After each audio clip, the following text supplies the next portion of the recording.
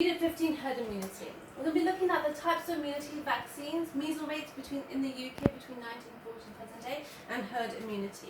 So we're going to look at the first line defense, barriers to infection. Now this is our physical and chemical barriers, for example our skin, tears and our mucous membranes. It prevents our entry of pathogens, therefore it defends the body of any types of infection.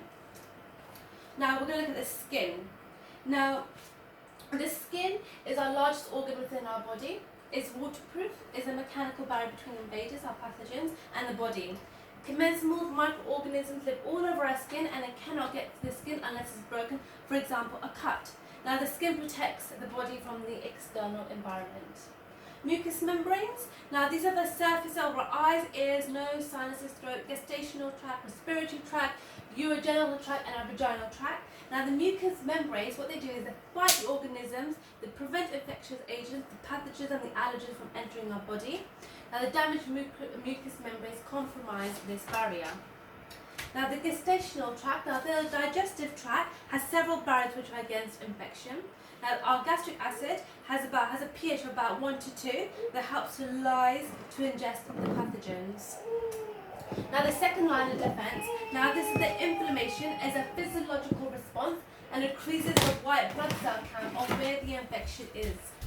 Fever, this is the core body temperature, checking which increases, therefore checking the bacterial growth to make the immune system work faster.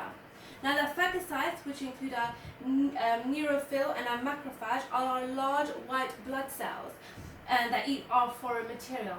Complementary proteins is a series of different types of blood proteins that contribute to take part into the breakdown and remove those pathogens. Our cytokines are small proteins that prevent the reproduction, the development of viruses and having other functions. We're going to look at phagocytes. Now phagocytes are monocytes differentiated into macrophages after a cycle of changes and target cells that need removing. They engulf the destroyed, damaged or intrusive cells within the phagocytes, which fuses with a vessel called a lysine, which contains hydrolytic enzymes, therefore resulting in a cytoplasmic body, which is called a phagosome. Macrophages are our big eaters. They digest and they eat dead cells. Now they are developed and created by differentiation of monocytes, which is a type of blood cell in response to infection. Now what these cells are, they're quite flexible. They change themselves into different shapes and different structures. They are basically more effective to fight certain types of infection. They detect and they engulf and they kill those pathogens and inert particles. Our neutrophils is a type of white blood cells. Most numerous sorts, they're medium sized with a different type of irregular nuclei shape. Now when there's an infection, bacterial infection happens, they're the first cells that turn up. They will eliminate the bacteria via phagocytes and deploy extracellular traps. Our cytokines are smaller protein cells and they enhance the immune response. They make more cytokines to release at a time, therefore causing a cascade reaction. So our monokeys make our monocytes and our lymphokeys make our lymphocytes. Now antigens, which is important. Now this is a piece of pathogen that the immune system makes our antibodies against. Now acquired immunity. Now this is developed throughout our life. It happens from a vaccine that's given to us, which we get exposed to infection or disease, or from another person's antibodies. Now the vaccine and infection, it gives us the exposure that causes our immune system to make an antigen-specific antibody so that our body will recognize this infection and can help quickly get rid of it. Antibodies from another person can help fight the infection, therefore immunity is temporary. Sensitivity to allergens. Now we're going to look at hypersensitivity. Now this is quite an uncommon immune reaction due to our immune response due to the constant exposure to the same allergen. For example, our autoimmune diseases are self-directed self-antigens and diseases happen due to having an uncontrollable or extreme answer to foreign agents. For example, our cancer cells. This happens against antigens that cannot run, for example, the self-antigen due to the positive feedback systems. Now then we have our hypersensitivity diseases. This can occur in fatal problems or autoimmunity. This is a response to adaptive immune system self-tolerance spell, and hypersensitivity usually happens in humans. Now I'm going to move on to different types of immune cells. The innate leukocytes include our neutrophils, which we've already spoken about, lymphocytes. Now these are our small round cells, and the main job is a humoral immune system. It also relates to antibody formation.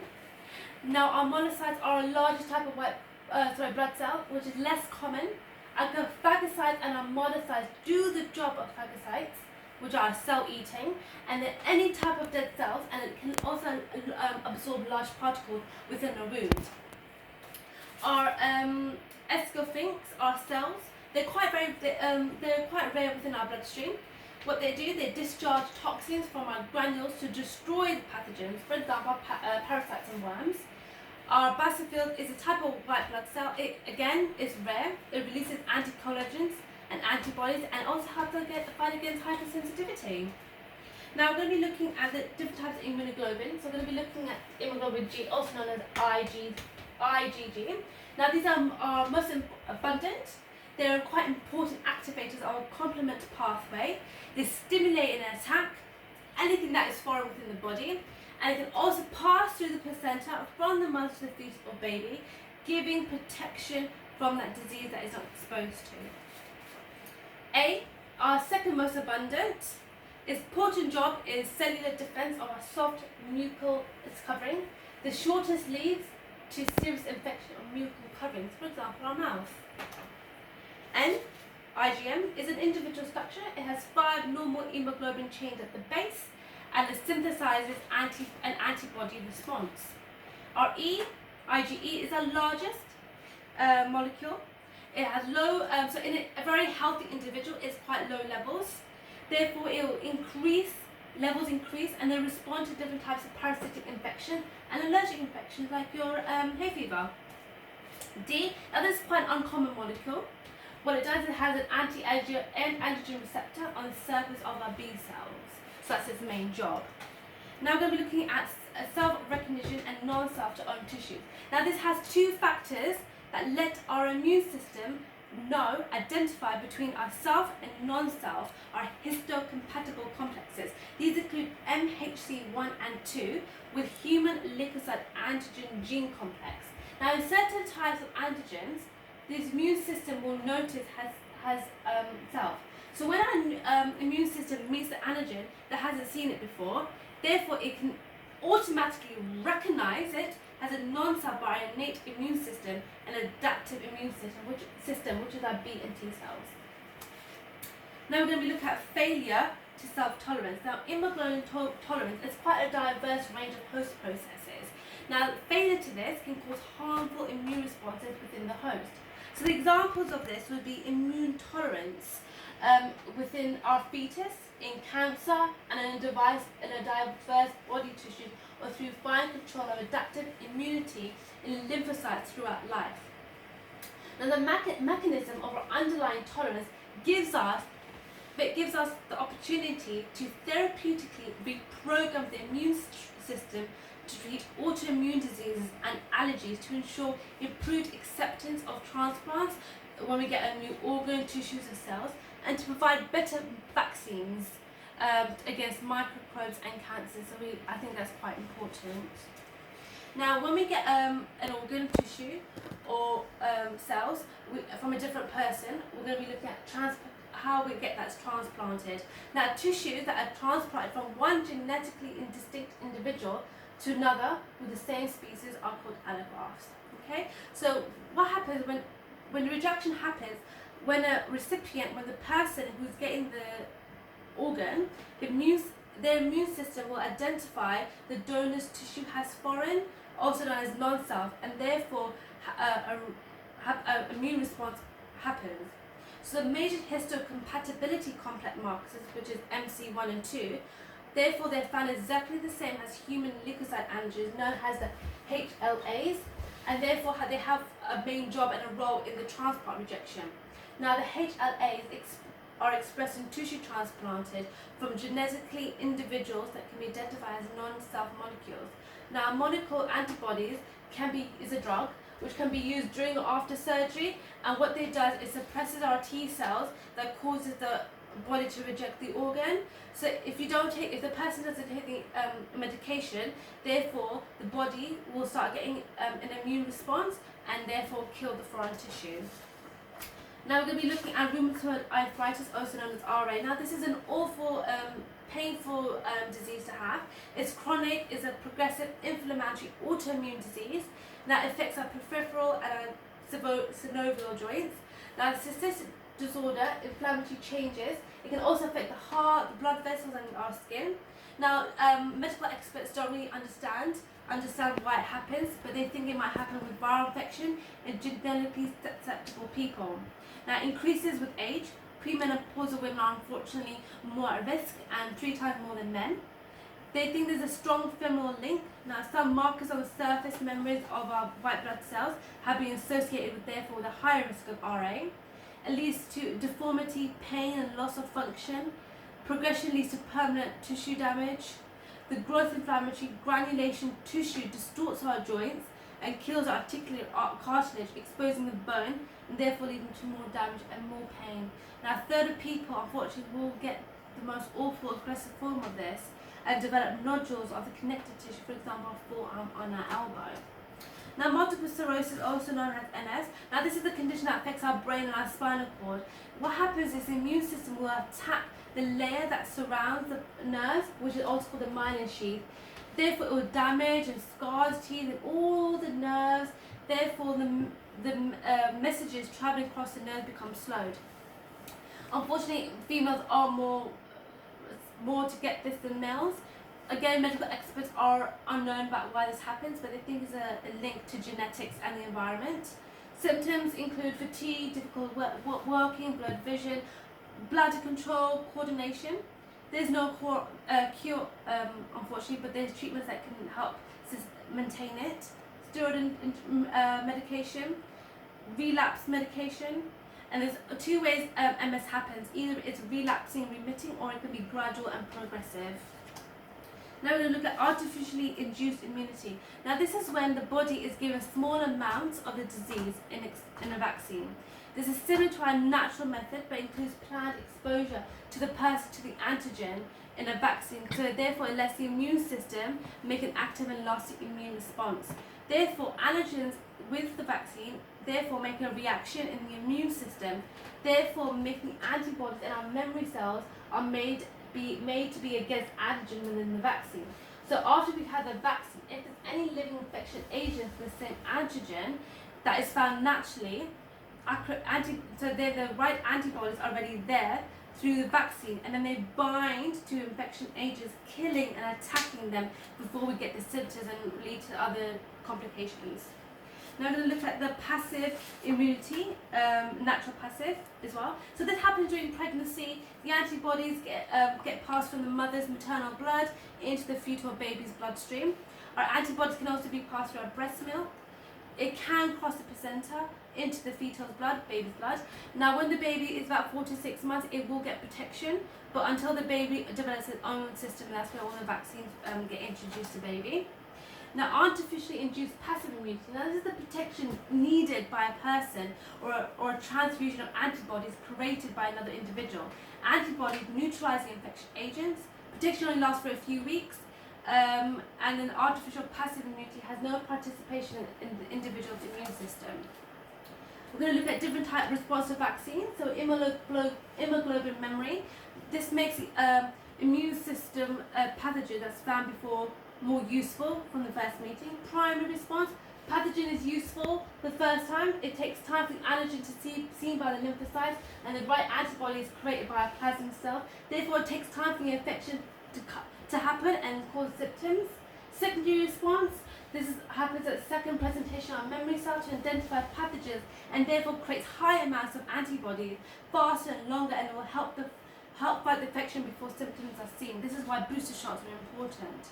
Hemoglobin memory, again, vaccine's job is to establish the making of memory cells without causing an infection.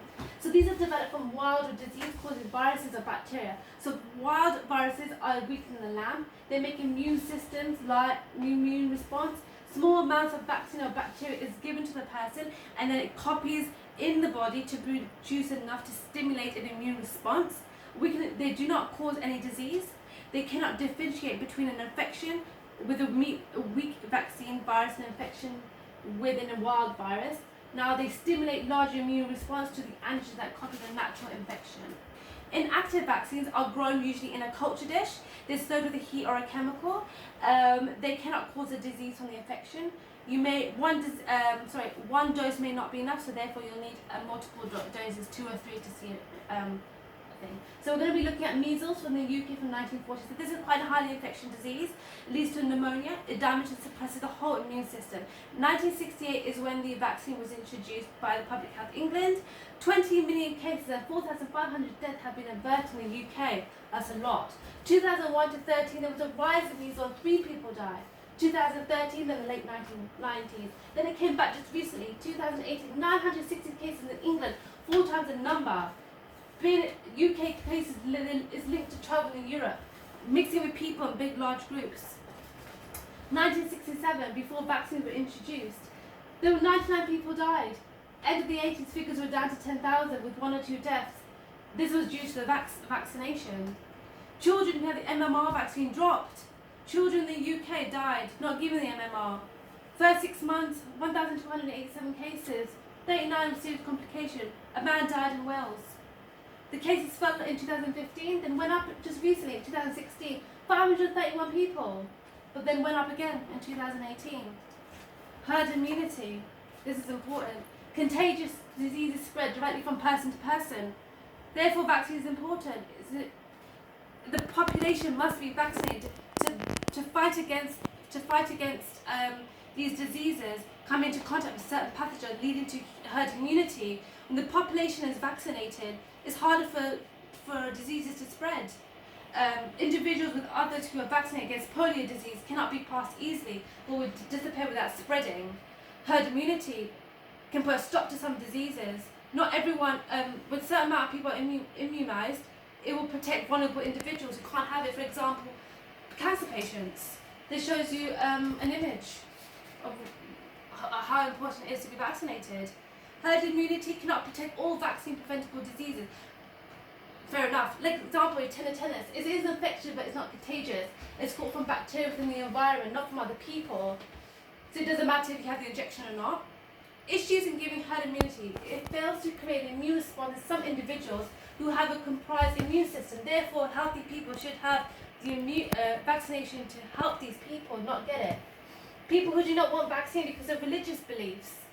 They need different types of pathogens showing different antigens. Pathogens can mutate fast, changing antigens. For example, influenza.